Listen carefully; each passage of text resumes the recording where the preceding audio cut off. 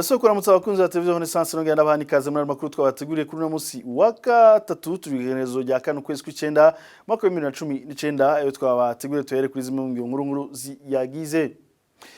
Umugambo CNDD-FDD urabeshuza ibivugwa ku mwana w'umwigeme agwariye mu bitaro bimwe byo mu ntara ya Kirundo inyuma y'inkoni akubitiwe na mustanteri wa commune ya Bwambarangwe. Umugambo CNDD-FDD umenyesha ko ibivugwa kuri uwo mwana bifise intumbero yo gucafuza uwo mugambwe. Mugwi waoni ugira amatohoza ku mabarika kogwa mu Burundi mesha ko mu gihugu harangwa ubwoba bwinshi mu Barundi mu gihe hasigaye amezi make ngo amatora abe. Tubisanga mu cegeranyo cy'uwo mugwi cagiye habona kuri uno wa gatatu. N'abantu 29 nibo bamenyekanye ko bagandaguwe muri abo 16 batogwa ibiziga ari mu kwezi kumwe gusa ku munani guheze. Ibyo bitigiri navyo tubisanga mu cegeranyo cy'ishirahamwe cy'umwari nako Ligue Iteka. Reka nswe na Efurizi kaze mukanya ni Donito.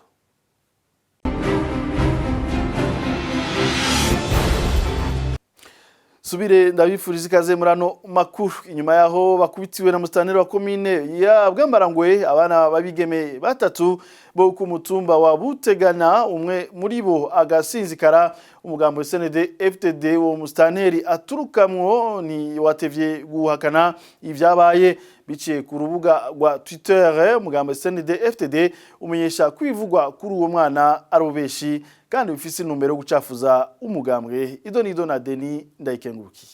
Umugambwe CNDD-FDD umenyesha ko izo nkuru ziriko ziracishwa ku mbuga ngurukana bumenyi ari binyoma. Ayo makuru akavuga ko mustanteri wa commune Bwambarangwe yasinzikarije ubuzima uwo mwigeme afashijwe n'ugwaruka rw'imbonerakure gwegamiye umugambwe CNDD-FDD. Umugambwe uri ku butegetsi babandanye bavuga ko ivyo biri mu ntumbero yo gucafuza umugambwe uri ku butegetsi. Abo bigeme batatu bakaba barengukijwe na mustanteri wa commune Bwambarangwe bagirizwa ko batutse umutoza kori w'iyo commune, ariko kubera bakiri bato uwo mustanteri akaba yaciye abahitishamwo igihano cy'uko bakubitana inkoni zitanu hagati yabo, ariko umwe muri abo akaba atemeye ico gihano, ariko guca mustanteri abibategeka ku bubasha bwiwe. Umwe muri abo bigeme akaba yaciye abyukirwa n'ingwara y'ikigi nkuko uwo mugambwe CNDD-FDD ubandanya kubivuga. Aha rero igitangaje ngo nuko baciye batangura gutangaza ko yahohotewe kubera uwo mwigeme ari uwo mu mugambwe CNL wa Gatogwasa, ivyo uwo mugambwe wamirira kure. Mu biro vya mustanteri bakavuga ko uwo mwigeme yaciye anyarukanwa kwa muganga. Aha twobibutsa ko uwo mwigeme azwi ku izina rya Mfukamisabe Josephine akaba yakubiswe amahiri ahogwa kuba yaratambiye umugambwe CNL igihe uwo mugambwe wari wagiye kugurura ingoro yawo muri iyo commune ya Bwambarangwe mu ntara ya Kirundo.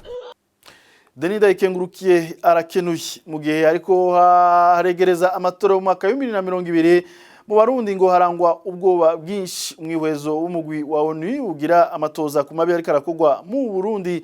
Muri ayo matoza yo mugwi wa ONU wisunze amatoza yagizwe ku bantu 1200 bagizwe n'abacitse kwicumu na bamwe mu bakekwa ko ayo mabi. Ibiri muri ayo matoza tubibaze Rodrigue Ndikumwami.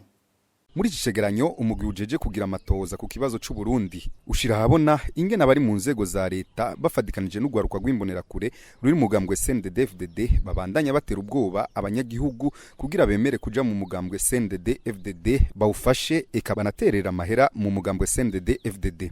Kubwa Dudu Diene umukuru w'uyo mugwi ngo gushika ubu mu gihugu c'u Burundi nta muntu mu gihugu agifise uburenganzira bwo guserura iciyumviro. Iki cegeranyo kandi cerekana ingene leta y'u Burundi itera ubwoba abanyagihugu na cane cane ibicishije muri gwagwaruka rwayo rw'imbonerakure mu kwica abantu, mu kubanyuruza, mu kubafunga bidakurikije amategeko, eka no kubatoteza hamwe no gushurashuza abagore na cane cane bari mu migambwe itavuga rumwe na CNDD-FDD.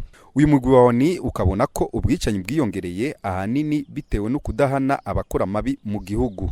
Naho kubwa Françoise Hampson ari muri uyu mugwi wa ONU ugira amatohoza ku Burundi, wewe abona ko agahengwe gahari ahanini gahagaze ku gucinyizwa kw'abanyagihugu. Ivyo bikabonekera ku vyegeranyo bimaze gusohoka ku kibazo c'u Burundi. Ubwicanyi bwakurikiye kuva injyane za politike zitanguye mu Burundi bukaba bumaze guhitana abantu 1200, abarenga 400 akaba ari bo bahunze igihugu kuva mu kwezi kwa kane mu 2015 gushika mu kwezi kwa gatanu mu 2017 nkuko biri mu cegeranyo c'ubutungane mpuzamakungu bwakoze amatohoza ku Burundi.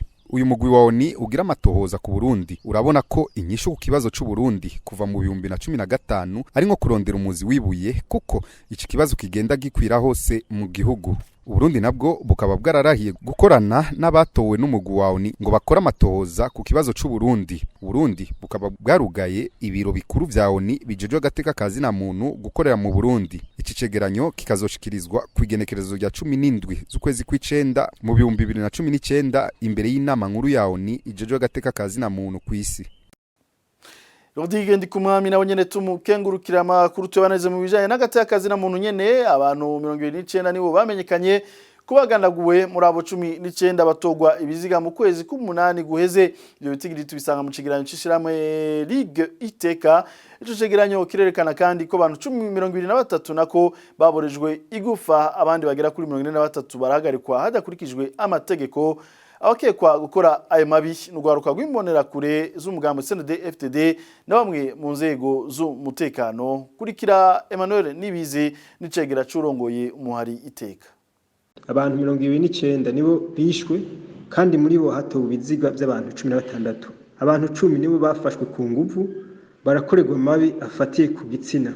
Abantu 23 nibo bamenyekanye ko baborejwe gufa bimwe bita torture. Abantu 47 nibo bamenyekanye ko bahagaritswe habonyanzwe amategeko barakurenganzira bwo kwidegembya, ivyo bita arrestation arbitraire. Muri abo bakorewe amabi harimo umukenyezi umwe, abana 3 n'uruhinja rumwe n'umwana akivuka umwe nibo bamenyekanye ko bishwe. Ibiziga bibandanye bitogwa hirya no hino mu gihugu kandi abajejwe intwaro bagaca bihuta kubihambisha atamatohoza abaye. Ivyo navyo bikaba biteye amakenga. Muri ico cegeranyo kandi haravugwamwo ibikorwa by'iterabwoba hamwe n'ibitero by'abitwaje ibigwanisho vyagiye biribonekeza hirya no hino mu gihugu muri uku kwezi kwa Myandagaro. Haravugwamo kandi ingoro z'umugambwe mushasha senere zitegwa zigasamburwa hamwe no kutihanganiranira ko bari mu migambwe na cyane abo muri senere nabo mu mugambwe CNDD-FDD aho hirya no hino bagwana canke abajejwe intwaro bakabuza umugambo senere kugurura amazu yabo ya permanence. Bikaba vyagiye bibonekeza hirya no hino mu ntara zitandukanye z'igihugu. Muri cegeranyo kandi haravugwa mu bwicanyi, kuboreza igufa, guhagarika agafungwa abantu bidakurikije amategeko bikorerwa abafatwa nk'abatavuga rumwe n'umugambo uri ku butegetsi CNDD-FDD na cyane abanywanyi b'umugambwe mushasha senere. Ico cegeranyo kirerekana abakora ayo mabi nabo bakaba ari bamwe mbonera kure, bamwe mu bapolisi, bamwe bajejwe intwaro hamwe na bamwe mu basirikare, bamwe mu bajejwe iperereza ko bari monogoje mu guhonya agateka zina muntu muri uko kwezi k'umunani kurangiye. Umuhari uharanira agateka zina muntu nyiri giteka sozera wiyamiriza kudahana ibyaha impunite byabaye ndanse mu gihugu kandi usaba abo bose bafise ico boterera kugira agateka kazina muntu kubahirizwe mu Burundi. Tuje muri politike naho mu gihe himirije amatora maka uza imigambwe itandukanye bicishije mu ndirimbo n'imbyino irashikiriza ubutumwa butandukanye bugenewe abanywanyi bayo eka n'indi migambwe irimo abatavuga rumwe na leta. Umunsi nako dufatira ku migambwe CNDD-FDD uri ku butegetsi n'umugambwe CNL utavuga rumwe na leta. Thierry Bigirindavi yabitwegeranirije idonito. Mu Burundi vyo gutoteza abatari mu mugambwe uri ku butegetsi vyarenze urugero. Ibihe vy'amatora nibihabanye politiki baba ariko baharanira kuguma ku butegetsi canke kubushikako. Ico gihe rero imigambi ikoresha ingufu n'amayeri yose kugira ishobore kuryosha abantu. Muri uko kurondera kuryosha abanywanyi harakoreshwa indirimbo. kuko bisanzwe bizi ko indirimbo zihimiriza gusumba ijambo risanzwe ry'umunyepolitike. Umugambi uri ku butegetsi muri no minsi umaze igihe ukoresha amajambo yo kubibugwanko yiterabwoba ku muntu wese atari muri uwo mugambwe. Bimeze gutyo mu gihe turiko twegereza igihe c'amatora yo mu mwaka wa 2020. Uwo mugambi ucisha mu ndirimbo ubutumwa utagomba kwemanga ku mugaragaro. Muri iyo mvugo isanzwe utari nshasha mu mugambi CNDD-FDD, abanywanyi bawo bahamagarirwa kumesa uwo wese atari muri uwo mugambwe. twarabuhanuye buranga umuzuritina tutomumesa tutomumesa onera kure mwese mwinumira tutomumesa azizingana mwese mwihorere tutomumesa tutomumesa babungabanga mwese mwihorere urinumira tuzomumesa ugihogazi mwese mwinumire urinumira tuzomumesa ikarusi mwese mwihorere murinumira tuzomumesa haruguru muzigwati harugugabo bugupinga barabuhanuye buranga umusurizina tuzomumesa aduga amanuka ayera tuzobasongako inzukunzu uzagetera kuzagetera nakatubacakiye inzabyatsi. Ku ruhande rw'abatavuga rumwe n'ubutegetsi umugambwe senere nawo nyene uri kurihagararako. Uwo mugambwe w'umushinga amateka Gatowasa usaba abanywanyi bawo gushira ubwoba maze umunsi w'amatora bakazogahinyanyura uruhigi rugahindukira.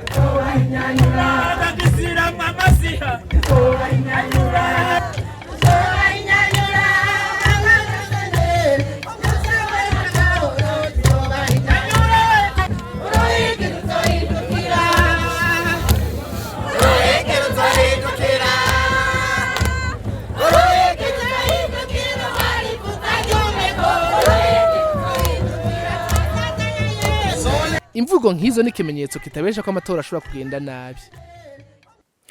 Thierry Bigirindavi tumukengurukire nawe nyene tubanera amakuru twabateguriye. Abasuma batatu bitwaje ibigwanisho barafashwe n'igipolisi nyuma yaho bivye mu ngo zitari zike bakanakomeretsa umwigisha umwe. Ivyo byabaye mu ijoro ryo kuri uyu wa kabiri Nyakanga ku misozi ya Kibenga na Kirehe commune Kiyokwe ni mu ntara ya Mwaro. Mu matohoza yakozwe n'igipolisi ngo subwa mbere abasuma bafashwe aho baheruka kubohorwa hari ku kigongwe c'ikivunga c'umukuru w'igihugu. Kurikira Petero Nkurikiye n'umuvugizi w'ubushikiranganje bw'umutekano. Il y a eu un groupe de criminels armés d'un fusil de type Kalachnikov. Uyo mugwi w'abasuma bivye kuri uyo musozi bari bitwaje ibigwanisho biri mu bwoko bwa Kalashnikov. Uyu mugwi waranakomerekeje umwigisha w'ishure nshingiro rya Gihinga, hanyuma bariba ibintu bitari bike mu ngo z'abantu hamwe no mu mabutike. Ivyahavuye bifatwa n'igipolisi. Nyuma yo kwiba aho uyo mugwi waciye werekeza ku musozi Kigarama muri komine Ndava. Haciye haba amatohoza, igipolisi kiruhira gufata abandi basuma babiri bari muri uyo mugwi nyene, uwitwa Ngendabanka Kome wo muri komine Gihinga na Niyonkuru Joseph wo ku musozi Ruvumu Ikiganda Imuramvya. Uyu yaciye atanga izina ry'uwabahaye iyo nkoho. Abo batatu rero baciye bashigwa imbere y'ubutungane kugira bige ico kibazo. Ico twabonye ku matohoza twagize nuko abo bagize uyo mugwi w'abasuma bari basanzwe barafashwe kenshi bagashigwa imbere y'ubutungane. Igihe baheruka kurekugwa bari baronse ikigongo c'ikivunga c'umukuru w'igihugu. Et remis à la justice. Et leur dernière libération, c'était par la grâce présidentielle. Amakuru tuyasozere mu bijanye n'ubutunzi. Banki nkuru y'igihugu yabujije ihanahanwa ry'amafaranga yo mu mapuro, ivyo bita monnaie virtuelle canke crypto monnaie ku butaka bw'u Burundi. Vyamenyeshejwe na Alphonse Niyobe n'umunsi nako nyobe umunsi wo mu gisata gikurikirana ibisata by'abatanga ingurane ntono mu banki BRB.